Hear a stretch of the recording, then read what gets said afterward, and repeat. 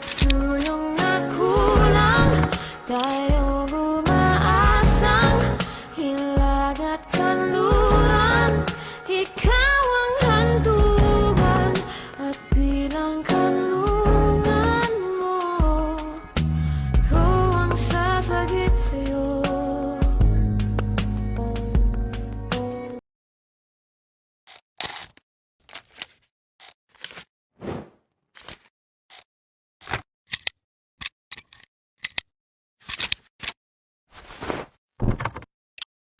Kuya, patingin ng binubulgan mo. Huwag na, Dainang, huwag na. Masamang pagkakayari, nakakahiya. Isang silid lamang, hindi ko naman iipuin, ganun lang. Sa ibang araw na lang kapag natapos na. Ang daliri bang ito na buot kanila ay walang yayari hindi maganda? Huwag mo na akong tuloyin, pangit niya ang mga daliri ko. Bakit Dainang? Napagod ka ba? Masama ka ba ng mapagod? Bakit masali sa'yo? Nagalit tuloy. Nalulunod pala ito sa isang tabong tubig. Anong lalim ng buntong hininga, lalo ko pang pagagalitin.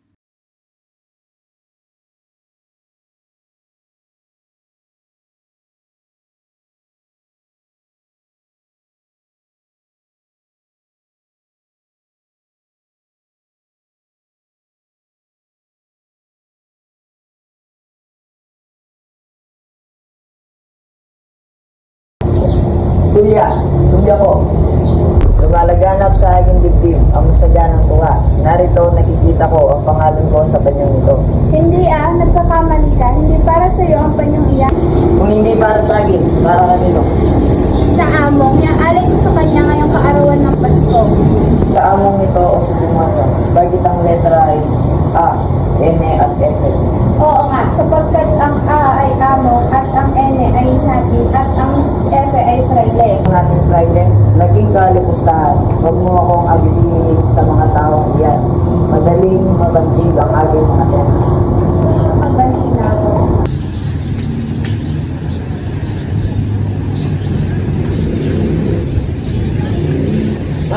Mamang Tenyong! Lukas, naparito ka. Dinagip ang tatang inyo sa barangay Santa Maria. Dinagip si Tatang. Opo, Saan daw dadalhin? sa Bulacan daw. Tiya, ako'y paparoon lang ng susundan si Tatang. Sandali at kami sasama. Kuya, magtapos ka. Tagaro sa amin, marahil na ito. Saan po yata ako? Kundi masaon marahil pelebusdero, sapagkat magsulat ay marami ka, kabayo. Hindi po ako marahil. Marcelo, si Kapitan Miguel ang Kapitan Tipo na idaragdagan ng rasyon. Hindi po sila makakakain. Sa rasyon na sinasabi ko ang palo, maraming palo, mabuti nga mamatay na sila lahat. Masusunod po, ngunit hirap na po ang katawan ng mga bilanggo. Marcelo, huwag mong kakalimutan na si Kapitan Tindo ay araw-araw papaluin, ibibilad, at bibigyan ng maayos na tulugan. Opo, amo.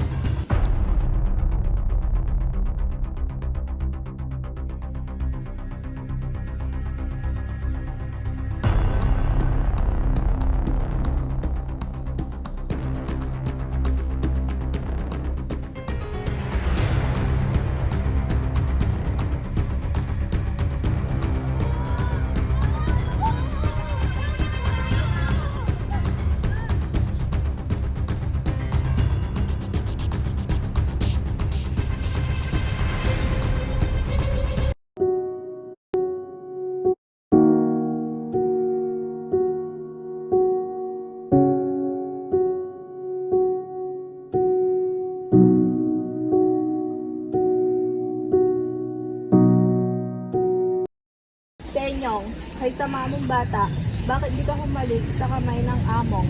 Minang, ang kamay na pumapos lang ang kapwa ay hindi dapat halikan. Huwag po kayong maniniwala na sasabihin niya sa gobernador na si Tatang ay pakawalan na. Bagkus si pagbibilin pa, napatay na siya ng lubusan. Tatang! Minang, tignan mo si Tatang, masama lagay.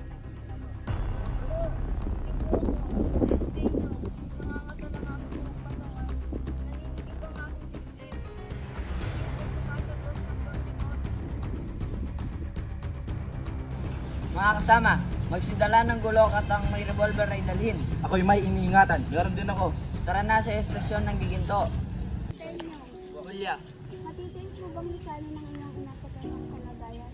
Julia, alam kong kakalingain mo parang tunay na ina si Inang.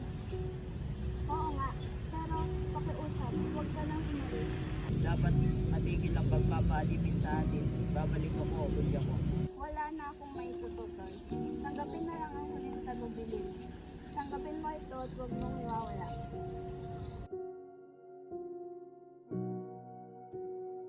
Julia! Pinagbigyan na kita! Alam kong ikaw ay nabubulagan lang dyan sa pagmamahal mo para sa iyong pinsan na si Tenyo. Ngunit sa loob ko ay tinayagan kitang maulayan mo siya. Julia, halos 1 taon na siyang hindi sumusulat sa iyo. Ano pang hinihintay mo? Naniniwala ako na kinalimutan ka na niya. Hindi po totoo yan. Mahal po ako ni Tenyong at hindi niya magagawang limutin ako. Alam mo, Julia, si Tenyong ay lalaki, makisig, binata at may pinag-aralan. Baka may ibang babae magkagusto sa kanya at matukso siya. Hindi po totoo yan. Kilala ko po si Tenyong at hindi niya magagawang saktan ng aking puso. Lalong hindi niya kayang talikuran ng aming sinimulan. Mahal ko po si Tenyong at kamatayan lang ang makakapaghiwalay sa amin. Julia, igayak ang loob mo. Ngayon ay paparito si Miguel at ang kanyang ama. Sila'y papakitaan ng respeto. Babalik si Tenyong. Ipinapangako kong babalik siya. Monica? Monica? Po. Maroon ka kay Lucas at sabihin hinihintay ko siya. Madali ka. Magandang araw po, amo. Amo, masama tila yata pagkabuhay namin. Lagi na lamang sa hirap. Noong araw, kami ay walang inaasahan, kundi konting sweldo. Dahil kami ay makalipin ng mga proyekte. Subalit ngayon, kami na ang namamahala, ngunit wala naman kami kinikita. Ay, Aling Julia, malapit na po. Anong malapit na?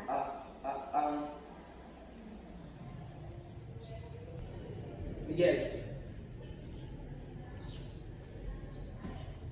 Sorry na, nagsabi kami ng kanina. Ay, salamat. Ano bang sinabi mo? Ay, Julia. Ay, Aling Julia. Ay, Julia ko.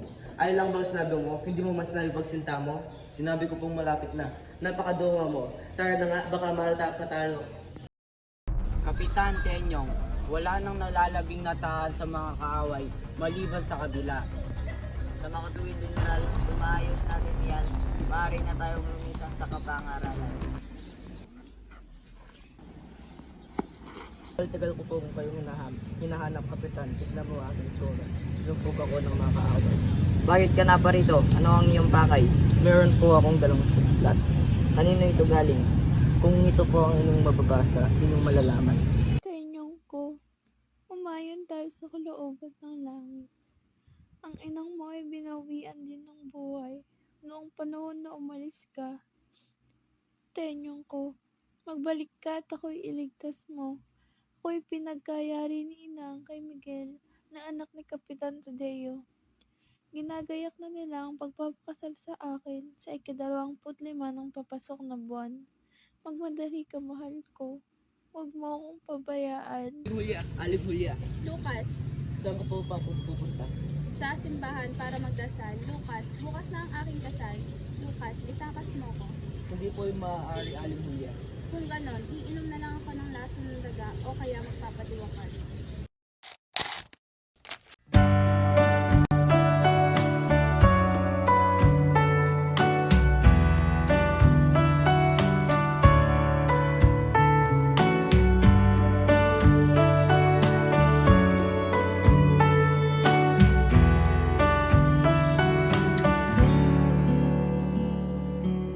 Kaya namang makayanan kahit pa na nahihirapan, kahit lungkot dumaraan. Pag natuyo na ang luha, parang naipan ang iyong kandila. Init ay wala. Hindi ba pangako mo nung una? Tiwala'y iingatan.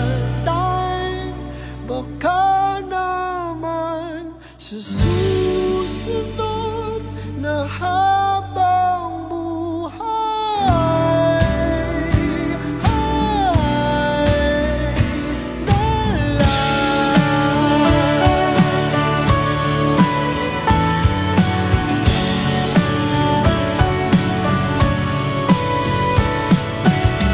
di talaga inasahang magkagulo, magkagulatan, tahanan, pinagpaguran, sana napunta. Hindi ba pangako mo lumuna? Tiwala'y ingatan, baka naman sa susunod na habang buhay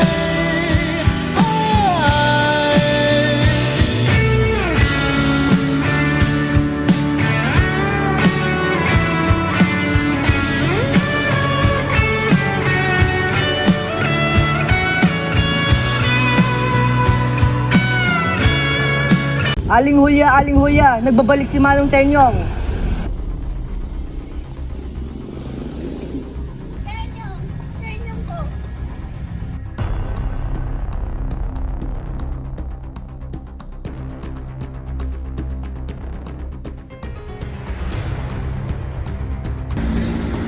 Hulya, naghihintay si Paring Teban. Ano ba? Ang tagal na salubungan na iyan.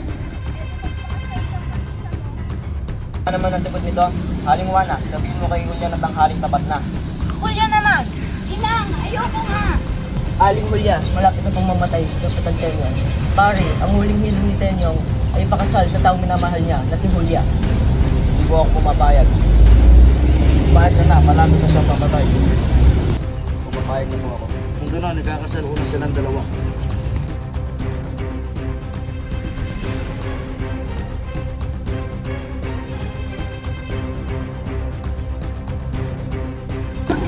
Mahal kong Hulya, ay tagal kong hinintay ito. Ngayon, hindi na talaga ako nakasala bilang magkabiyak. Sa wakas, nagtagumpay din ang ating plano.